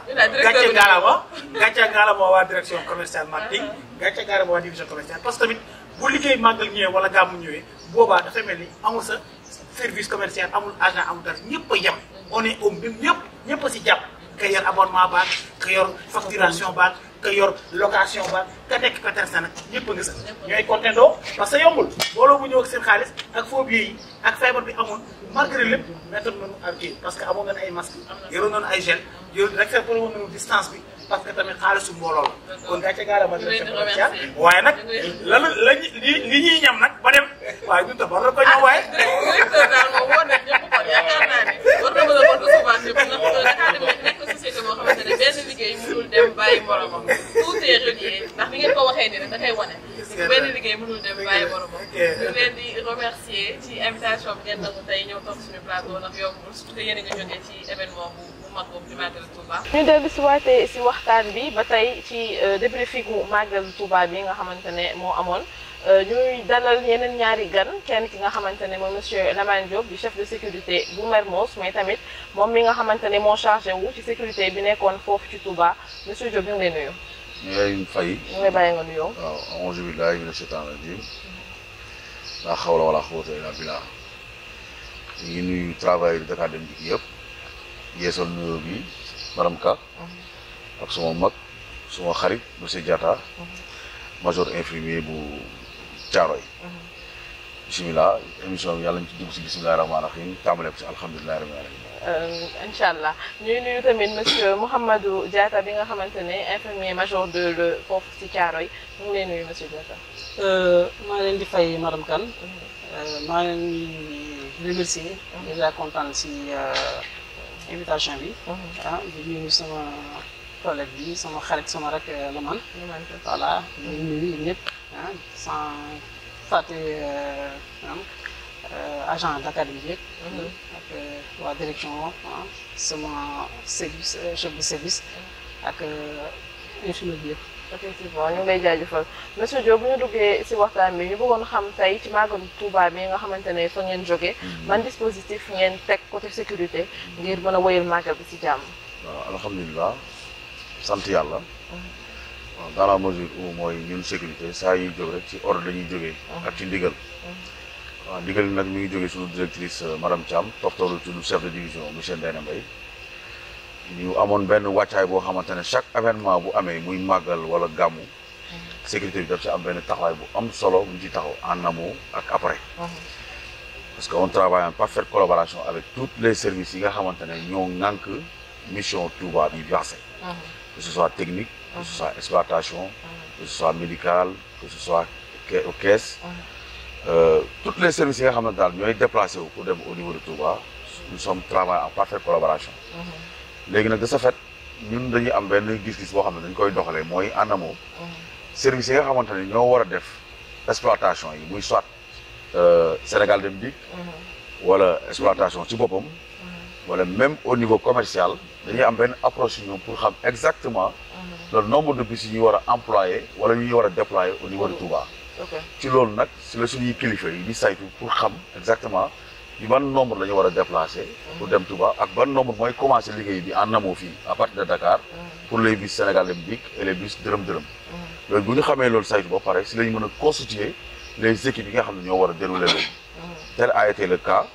au niveau du Sénégal Dem Dikk. On a commencé le travail à partir de samedi. On était là-bas avec des responsables comme Assane Gueye, Jean-Raphaël Badji et Ahmed Thiam, sous la tutelle de notre chef de division, M. Ndéné Mbaye, pour coordonner les départs au niveau du Sénégal Dem Dikk le samedi. Liberté 5. De ce fait aussi, il y avait une équipe que j'en faisais partie, yoo xam ne moom la ñu déployé au niveau de Touba. Ñu waroon dem le même jour. Pour réceptionner les bus qui doivent arriver au niveau de Touba. Oui, le même jour samedi. Très bien. Donc, bu ñuy liggéey bi fii au niveau du terminus Liberté 5. boo organisé yàpp clients yi ñu nekk ci conditions yi nga xamante ne amul benn jafe-jafe. léegi équipe boobu moo jiitu pour mën a réceptionner les bus qui doivent venir de Dakar à Touba. Donc, organisation bi day am et Dakar et biir Touba. Très bien parce que boo déggee ñu ne la sécurité rek mooy sa alal bii di ñëw. benn di nga xool fan lay gaare. balaa muy gaare di nga wut autorisation fu ñu koy gaare. bu gaare aussi ba pare bu chauffeur bi tëjee yow sécurité bi yow yaay jël tout ce qui est aspect sécuritaire. pour mën a sécuriser bus yi ba ñëw aussi bu ñu ñëwaatee. ñu fekk toutes les conditions réunies pour mën a départer foofu encore pour ñëwaat encore à Dakar. À Dakar. Cela veut dire que de Dakar à Touba. la sécurité de Touba à Dakar la sécurité. donc yéen en quelque sorte yéenay njëkk ci terrain bi waaye tamit yéenay mujj ci terrain bi. noonu la demee noonu la demee c'est moo tax sànq suma collègue bi mu koy expliquer à niveau technique. waaw chaque fois noonu lay demee. ñu ñooy jiitu. ñu ne nekk avant pendant et après liggéey. parce que dërëm bi bu amee. mooy comme par exemple nii quand on travaille avec l'exploitation ñu ne la site bi parcelle la comme bii passé ñu ne la Guédiawaye. qui était géré par Raphaël. ñu ne la Terminus Liberté 5 qui était géré par Ahmed Thiam. Colobane qui était géré par Assane Gueye. Donc chaque structure am na benn responsable bu fay nekk ak des agents de sécurité sur place pour coordonner avec waa exploitation yéeg bi ak wàcc bi. Donc sécuriser les clients, sécuriser nos matériels. À partir de Dakar vers Touba. Vers Touba et à partir de Touba aussi vers Dakar. Donc monsieur Diatta ñu bëggoon xam tey lan mooy seen rôle tey ci biir màggalu Touba bi. Jërëjëf bon madame Ka donc pour commencer ma bëgg moo def benn précision rek. Bon parce que émission bi tey li tax ma ñëw fii. sama chef de service moo ko ñëw. docteur Diakhaté. donc moo ne empêchement. mu bàyyi ma mu ñëw parce que man maa demoon mission. donc j'étais avec une équipe. bon un ambulancier du nom de Abdou Aziz Dia. ak benn assistante infirmière madame Goudia bi mais Seynabou Ndiaye. Voilà donc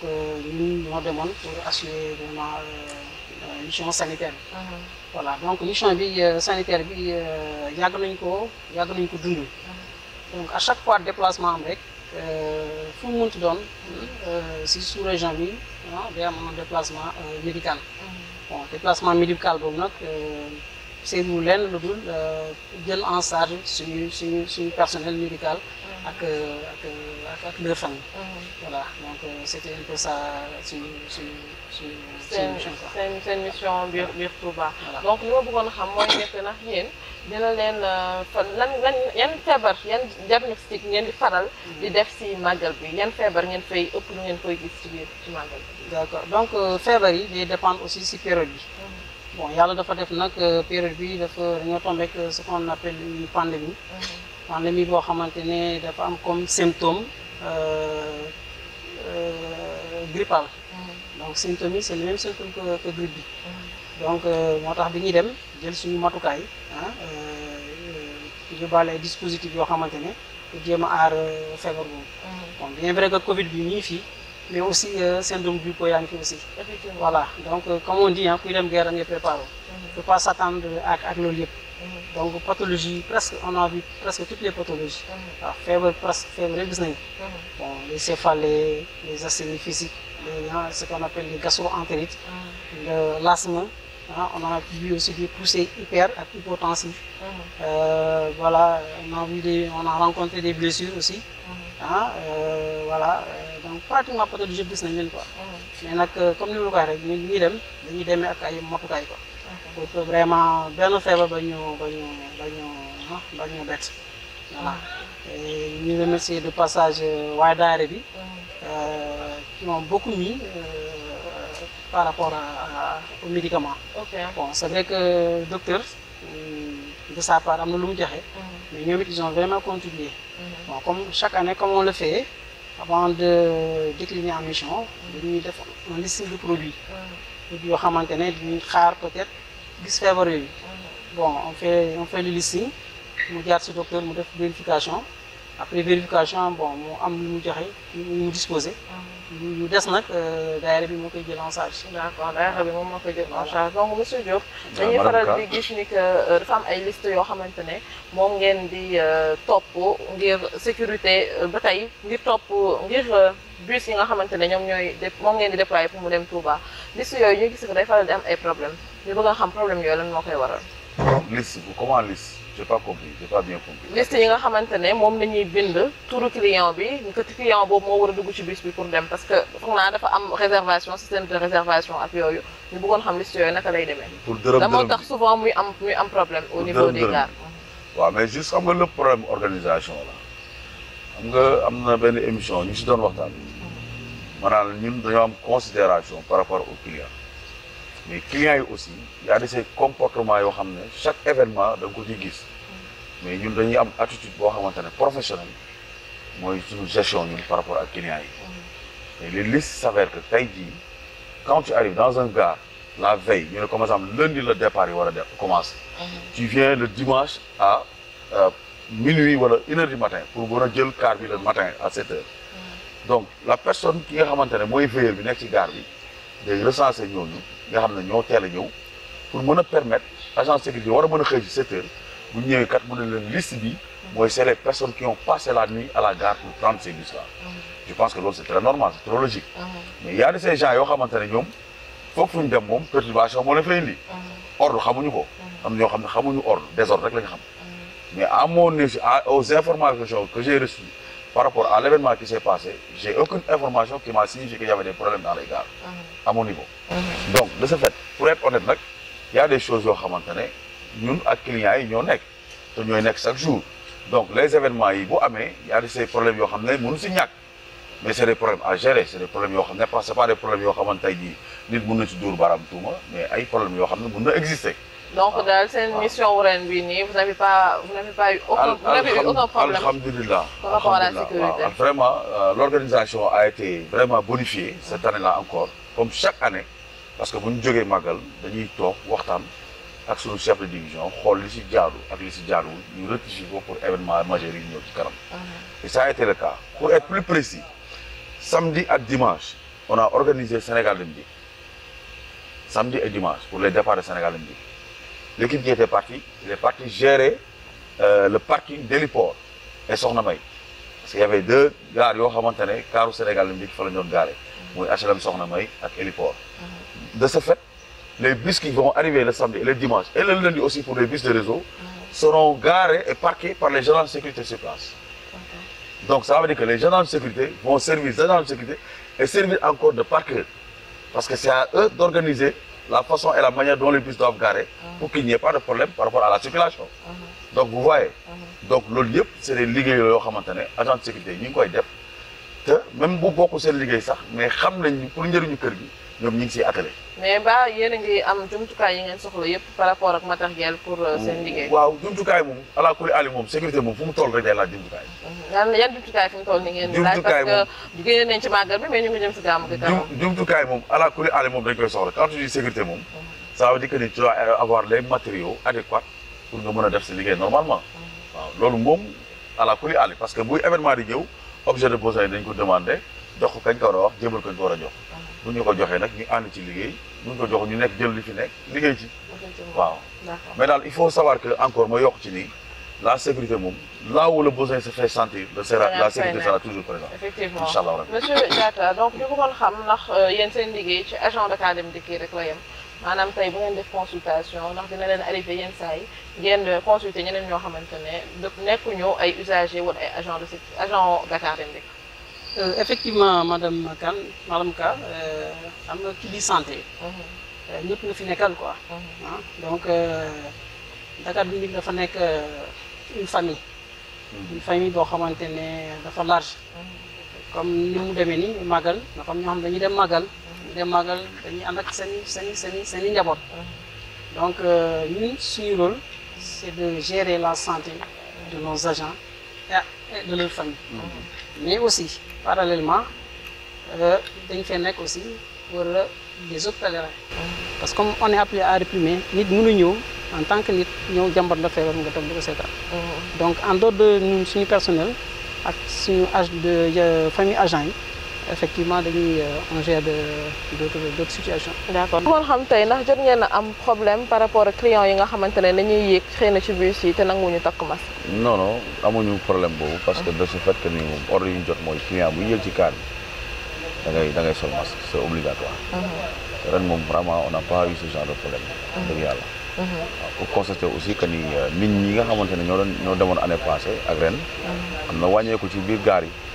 parce que dans les gares on faisait presque ay 1000 wala yu teg yoo xamante ne si ay passagers wala ay clients yu doon voyager. mais ren xam nga wàññeeku xam naa ne dû aussi ak feebar bi. donc rush bi am daaw ak yeneen année yi jotul. dafa wàññeeku mais n'empêche que matuwaay yi ñu doon jël dañ ko gën a dolli. parce que en matière de sécurité moom il faut toujours prévoir. waaw il faut toujours prévoir. waaw kay di la dolli aussi nii toujours que nii xam nga chaque fois bu événement di ñëwee. Il y a une collaboration qui se fait entre les services bi may njëkkee loolu laa entamé. te loolu da ci am solo parce que ay nit bu ñu bokk di liggéey ñu bokk benn objectif foog ñuy toog di waxtaan waaw di pencoo di waxtaan que les idées soient partagées comme ni ñu jógee nii Touba ngeen def vraiment émission bi di ko rafetlu bu baax ñu tam ñi nga xamante ne ñoo demoon en tant que responsable war nañ toog xool li baax ak li baaxul pour mën a am ay perspectives def bilan d'ensemble très bien nga xamante ne gàmmu gi ñu jëm ñu mën si dugaat si bisimilah génn si alhamdulilah moo gën ñuy bàyyi ba màggal gàmmu gi di des ay une semaine ku nekk di daw gauche ku nekk di daw droite donc day indi ay défaillances yoo xamante ne mënoon nañ ko liggéey en avance tel ne sera pas le cas effectivement waaw loolu daal laay suggéré suñu kilifa yi vraiment ñu taxaw ci loolu waaw ñu teel a jóg daal vraiment teel a jóg bi daal mooy suñu problème mais à part loolu moom wax dëgg yàlla di féliciter vraiment tous les services qui étaient à Touba si collaboration bi si communication bi vraiment toutes les parties vraiment def nañ ci 100% ci seen matuwaay. effectivement monsieur Diatta donc ñu bëggoon xam ndax da ngeen di faral di am ay évacuation yoo xamante ne da ngeen koy def foofu parce que gis nañ ni que même ambulance bi nga xamante ne mooy ambulance Dakar Dem Dikk gis nañ ko ci événement boobu di màggal Touba bi. effectivement évacuation dañ ko doon am. mais je vous avoue ñaari épisodes yi passé on n'a pas eu d'évacuation. mais il fut benn année effectivement amoon nañu un cas. qui a nécessité une évacuation. ban cas la loolu. je pense que c'était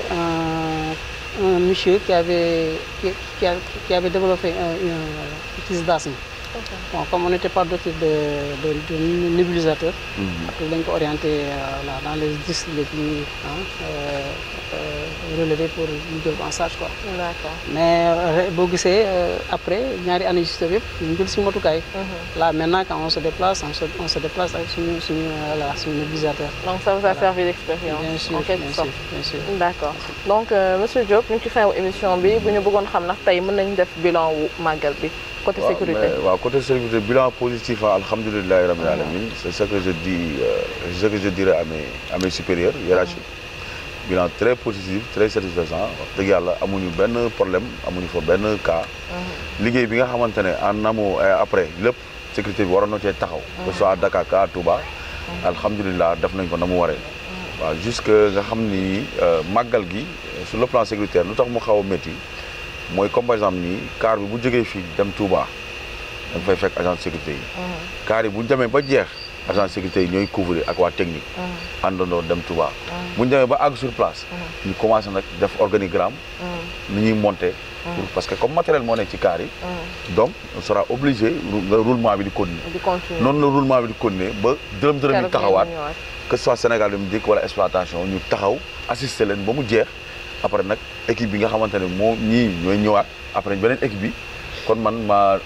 tëj langue gi ànd ak gars yi ñibbi si kàttanu yàlla ak mbaaxam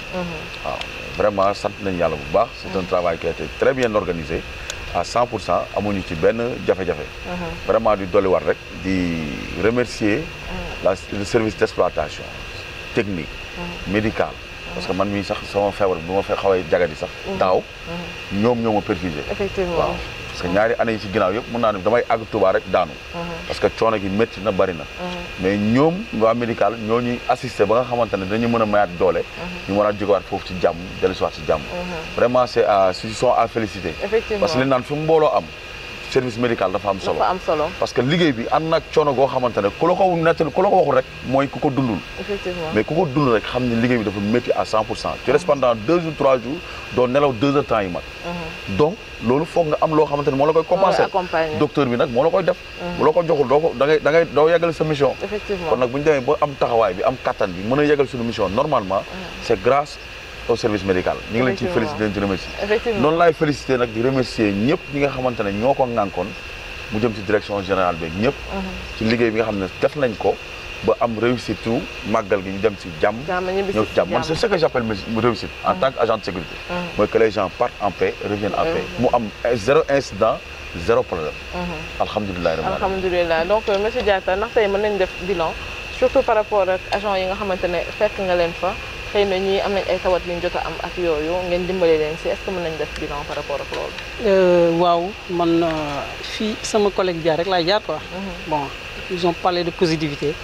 je pense que ça a été bon c'est réciproque quoi. parce que boo xoolee entité fi jaar yëpp ils ont parlé de bilan positif. pour te dire que ñun benn chaîne la. benn chaîne la. donc boo amee benn rupture maillon rek li koy wax. on n'a pas intervenu. si agents yi si yenn feebar yi. parce que on me parlait tout à l'heure de 0 accident. Tu vois yooyu à chaque fois qu'il y a blessure ñun bokk nañ si ñu ko yëg. donc ren gis ñu si loolu. Bon, il a parlé tantôt de perfusion. Là, on a perfusé énormément de malades. Mais réellement, voilà, 0 perfusé. Ok. Tu vois. Donc là, on peut en tirer que vraiment le bilan sanitaire a été positif. Ah, d'accord, merci. Nous voulons remercier M. Charlemagne Diop, mais aussi nous remercier M. Mohamedou Diatta, qui est infirmier, major 2. Mais dama am ñoo xamantene tay ji ñom la andalon non lañuy bayyi sax nga tejj suma défé nga tejjé ñoo nga remercier foofu la doon def moy suma njabot go xamantene dañ mako denk suma directrice mo mako denk ak suma chef de division ñu and liggéey bu mucc ayib ba dellu si waat si jàmm ñoom ñëpp ku ci nekk nga xam agent de sécurité yi nga xam ne jóge nañ fii demoon jóge Touba ñëwaat Dakar ku ci nekk sant ak ngërëm agent yi nga xam ne tam aussi ñoo nekkoon Dakar demuñu mission préserver les biens les meubles et immeubles de l'entreprise ñoom tam ñu ngi leen di féliciter à 100%. Donc à l'unanimité agent de sécurité yëpp vraiment gàcce ngalaama waaw loolu aussi revient au service Sénégal Dem Dikk ñi nga xamante ne liggéey nañu à partir de le directeur général monsieur Sylla ak monsieur Savané ak tous ses collaborateurs Pa Ousmane Ablaye Seck ñi nga xamante ñoo nekkoon biir Touba vraiment ñu liggéey fa liggéey boo xamante ne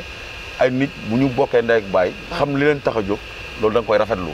et tel ça a été le cas mooy service lancement aussi monsieur Diémé tel est le cas liggéey bi vraiment en perfection chaque instant boo leen wooyee ils sont disponibles loo bëgg nangam monsieur Diop au niveau de la technique c'est la même chose monsieur Diatta infirmerie c'est la même chose kon loolu dañ koy rafetlu di ko magnifier di wax nit ñi ne Dakar Dem Dikk loolu mooy ndamam que les gens ku nekk fa nga mënta nekk jàppal ni sa collègue mooy sa ki nga bokk ndey ak baay te mbooloo mooy doole te sunu ndam mooy nit ñi chaque fois di pencoo di waxtaan bokk ndey bokk baay xàccandoo dóorandoo bismillah am na solo monsieur Diatta ñu ngi lay bàyyi nga tëj émission bi. Voilà, donc man li may tëjee rek vraiment di leen remercier yéen service communication. Donc pour moi là c'est une première bon pratiquement man bokk naa si doyen kër yi mais je pense que lii moom mi ngi door quoi et vraiment je pense que li ñu war a di solliciter la muy am parce que nga dem mission aussi nga def fa loo xamante ne peut-être ndamu askan gi la war nga ñëw wax ñu fa demee parce que boo xoolee ñu fi jaar ñëpp wax nañu seen toogaay vraiment rafet na jàng naa fi lu bëri donc maa ngi gërëm suma chef de service docteur Diakhaté ak service médical bi yëpp bon pour bañ a jum vraiment entité Dakar bi maa ngi félicité parce que ku si nekk sa biir da nga def preuve de professionnalisme parce que li nga ŋànk bëgg nga jël si ndam te gis naa ku si nekk fi mu jàpp vraiment def na si vraiment bëgg nga mu jëm kanam waaw maa ngi gërëm ñëpp di sant ñëpp ñu ngi leen di remercier également di leen jaajëfal ci nangu ba ngeen nangu ñëw toog suñu plateau indi ay leeral si màggal bi ñu jógee ñu ngi remercier ñëpp ñi nga xamante ne ñoo doon seetaan émission bi mais tamit di remercier toute l'équipe technique ki ci gën a mag ba ki ci gën a ndaw ñu ngi remercier aussi ñi nga xamante ne ñoo jóge woon Dakar ngir dem ci màggal boobu seulement pour accompagner usagers yi ni ñu dem si jàmm ñëw si jàmm ñu ngi remercier tout le monde di remercier partenaire boo xamante ne moo ñu accompagner woon si émission bi ñu leen di jox dig daje ci beneen émission merci